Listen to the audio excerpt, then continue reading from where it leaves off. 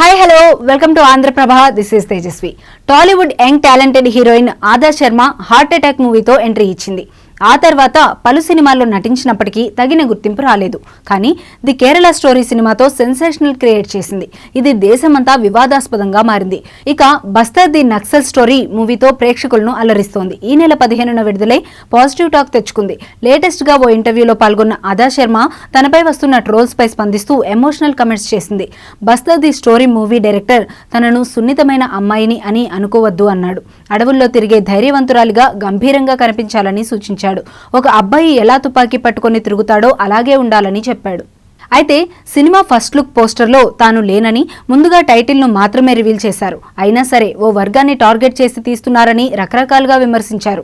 దీంతో ఇవన్నీ చూశాక అదేంటి సినిమా అసలు రిలీజ్ కాకముందే ట్రోలింగ్ ఏంటని అనుకున్నాను. ఆ సమయంలో తనకు ఏం అర్థం కాలేదు. బస్తర్ ది నక్సల్ స్టోరీ చూడకముందే అలా చేస్తే అది మీ ఇష్టం, మీకు హక్కు ఉంటుంది. అలాగే మాకు నచ్చిన సినిమా చేసే హక్కు మాకు ఉంటుందని చెప్పింది. అయితే కొందరు తాను సోషల్ మీడియాలో పెట్టిన పోస్టులపై కూడా విమర్శలు చేస్తున్నారని, తనను వేసి అని కమెంట్లు చేస్తున్నారని బాధగా అనిపిస్తుందని తెలిపింది.